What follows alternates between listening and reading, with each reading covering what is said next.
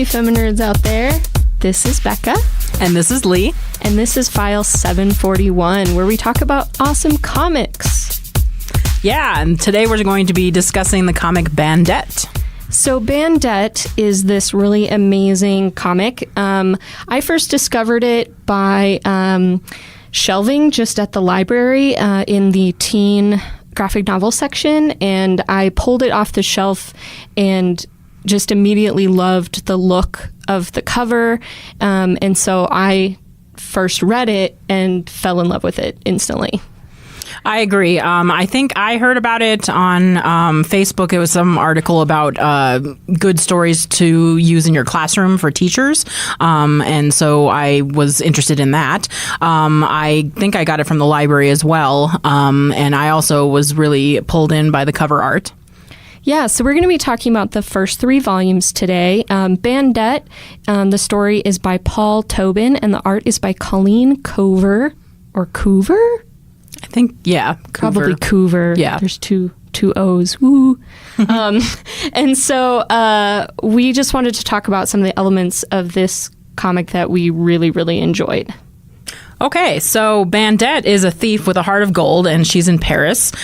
She's very carefree. She has a network of friends who help her out whenever she needs them. She also helps out the inspector of police when they need it. I believe his name is pronounced Belgique. I don't know, but that sounds close. Neither of us speak French, so there's that. Yeah. So we both found this story to be very fun and charming. Even though there are real stakes and sometimes the danger is prominent, we still see these events unfold through Bandette's eyes. And so there is a lightness and a carefree attitude throughout all of the series of events. It does kind of remind me a lot of Aang from Avatar: The Last Airbender, of which I am a huge fan. So when Appa gets kidnapped, we really kind of see this anger and this sadness, this side of Aang that we haven't really seen before.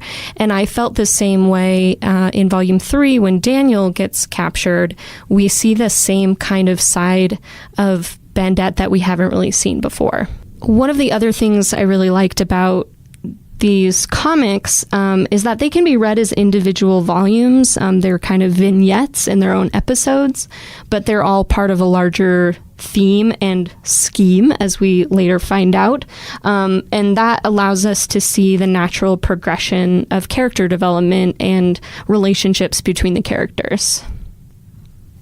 So as we read the comic, we find out that Bandette's actual persona is Maxime. And what we were discussing earlier was that we found it interesting that even though she's got this alter ego, they seem to be very much the same person whenever she's acting as Bandette or she's her real person. So I think that's kind of interesting and not something you always see when you think of some sort of caped crusader type situation. I think she's only Bandette so that she can steal stuff without people knowing who she is. Yeah, I think so too. So Bandette has a few different characters that she interacts with the most. The first one is Monsieur, which is her thief rival. He's a much older gentleman, and I think he owns his own antique shop or an antique book shop. And people do not know who he is. So when she finds out his real persona, he kind of is intrigued by that, that she was able to figure that out. And they kind of have this rivalry where they are stealing the same amount of things to see who's going to be the better thief.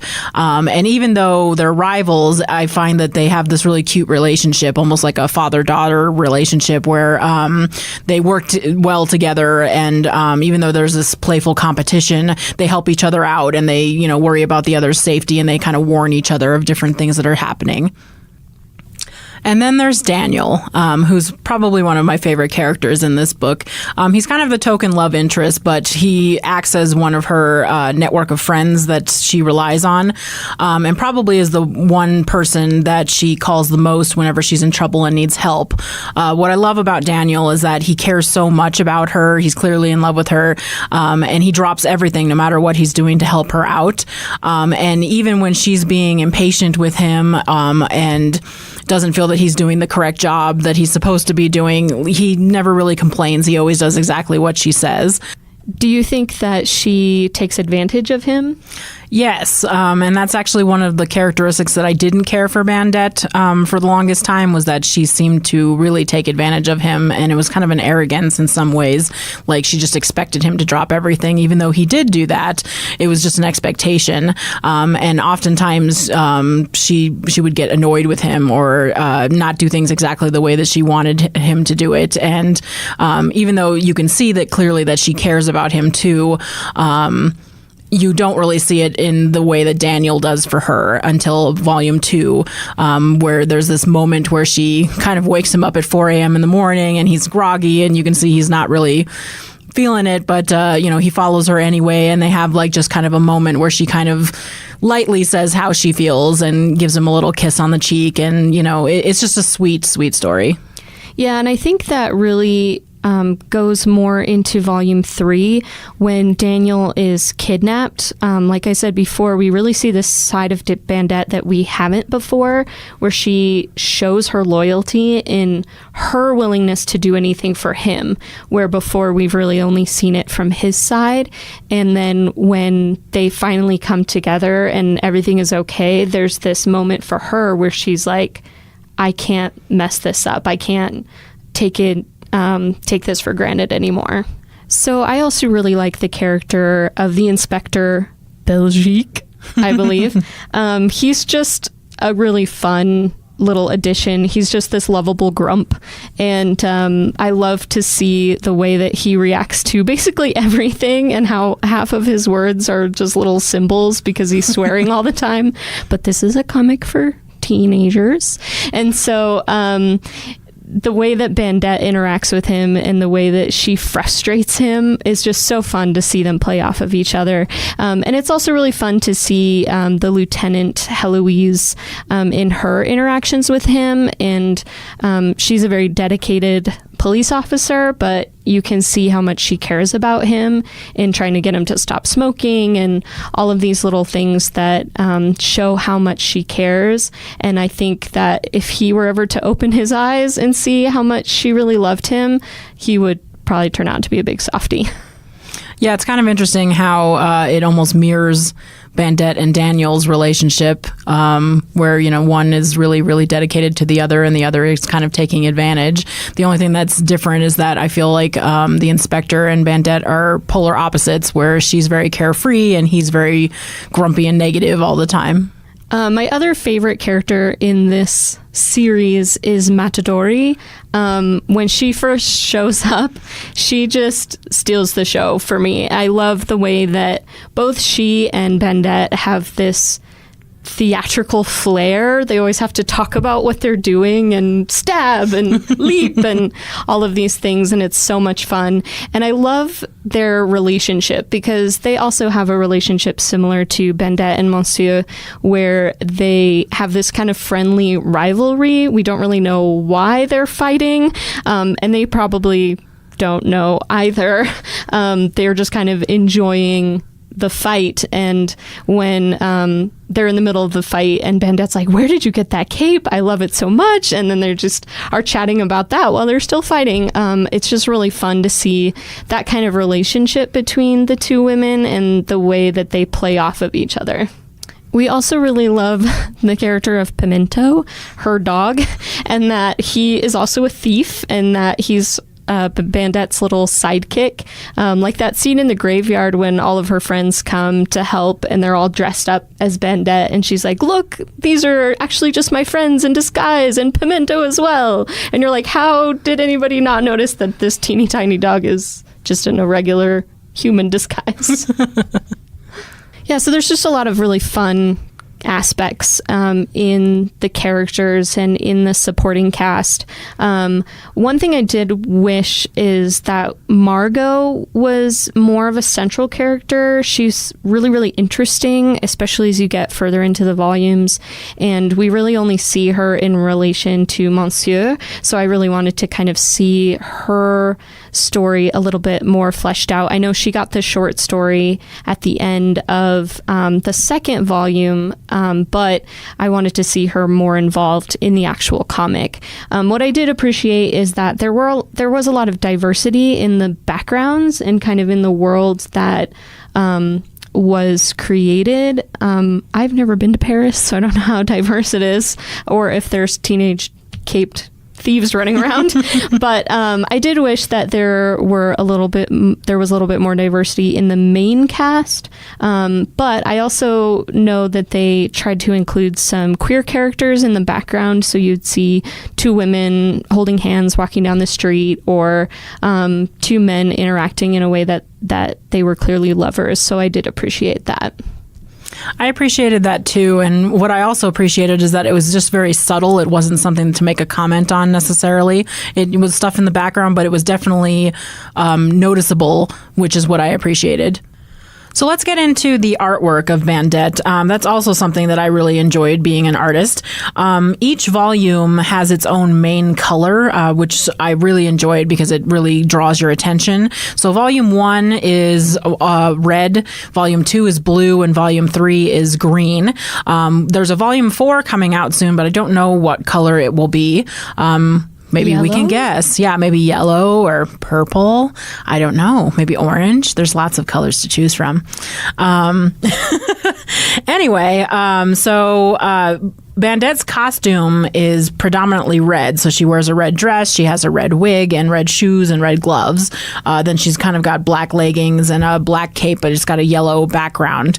And I've noticed that within the comic, any of the people that are in her network of friends have little small highlights of red. Like, for instance, Daniel's jacket is red, but the rest of him is other colors. And then the enemy of this book, or the antagonist, is a man called Absinthe, which is the head of like an evil organization, and his is obviously green. So all of the people in his organization wear highlights of green.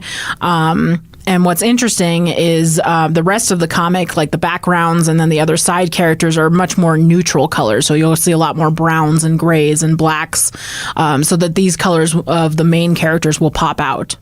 Yeah, I really think it looks like watercolor, which I think is the perfect medium for this type of comic. Bandette is so light and free, so you don't want really harsh lines or really bold colors. Everything is, while she's kind of bright red, it's still not glaring. And I think what's really great too, everything looks very simple, but each character design is really highly individualized and unique. And everything looks very full of motion. Everybody looks like they could pop right off the page. Nobody looks too heavy or tied down, which I think is perfect for what this whole comic is about. Yeah, touching on the watercolor point from an art standpoint, it has a French feel. It's got that kind of plein air, that kind of impressionist watercolor feel to it. So I think that really helps with putting it in the setting that it's in. On that same note, what really stood out to me about this comic is that it's a lot quieter than some of the like superhero comics that you tend to read.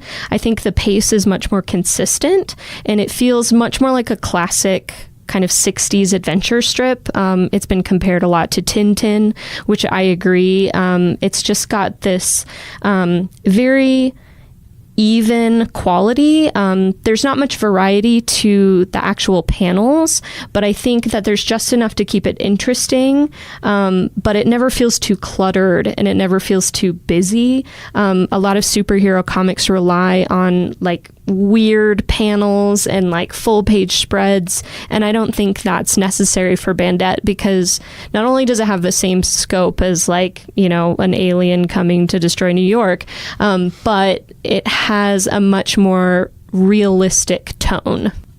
Yeah, definitely. On the back of the first volume, there was a quote that really stuck with me because I thought this is the perfect example, an explanation of what this comic is. And so it's done by the AV Club. It says, Bandette is one of the strongest first issues of the year, a quirky blend of Tintin, Nancy Drew, and Robin Hood. I think that's the perfect way to describe this comic. Yeah, what's really great about these volumes is the comedic timing. When I first read the first volume, the part that really stood out to me is, if you're following along, on page 52, when the commander comes in and is talking to the Inspector Belgique and says, when the law goes after Phoenix, it's not the trail that goes cold, it's the investigators. And then you turn the page and it's an entire page before he goes, by getting cold, I mean they're murdered. And the inspector's like, yeah, I got it. But the timing is just so perfect that when I was rereading the comic to review it with Leigh, I was waiting for that moment. And I was really excited to see that it still landed the same way. Yeah, another thing I really love about this comic is all the great one-liners that she has. She's got so many great ones that it's hard to choose just one that is a favorite. But the first one that caught my eye was in Volume 1. She's having a discussion with Daniel, and she says, I think I must make this rendezvous. My curiosity is piqued. And he responds with, it was curiosity that killed the cat. But her one-liner is, boredom has killed many more cats than curiosity. And at the moment I read that, I thought, oh my God, I love her so much. I think I'm going to cosplay as her. Yeah, my other favorite moment is in Volume 3 on page 63 when Daniel has been kidnapped and is all tied up, and he manages to flip his chair over and he lands on the ground and there's just 2 panels of silence, and then he just goes, ow. And I just love the way that they incorporated the timing into thinking about how the story unfolds. The action and the events are always going, and they're very fast paced, but there are these great little pauses and these little moments between people where nobody says anything, but you can just feel somebody's going to say something great, and you can just feel everybody take a breath. And I think that is very masterful, and I think these comics are very well structured. Well, I think that's pretty much all we've got for Bandette. One thing we talked about is that we didn't have as much to discuss or complain about because it's just so well done. So that's actually really great, and we really enjoy that about it. Absolutely. And so we absolutely recommend this comic to everyone. Again, this is Bandette. It's by Paul Tobin and Colleen Coover and is published by Dark Horse Comics. And we are really excited to see when the next volume comes out and what new adventures Bandette is going to get herself into. Okay, this has been another exciting edition of File 741. I'm Leigh. And I'm Beckah. Thank you for listening, and please like us on Facebook or follow us on Instagram and Twitter. You can tune in to all of our podcasts on iTunes, Podbean, YouTube, or on the feminerdfiles.net.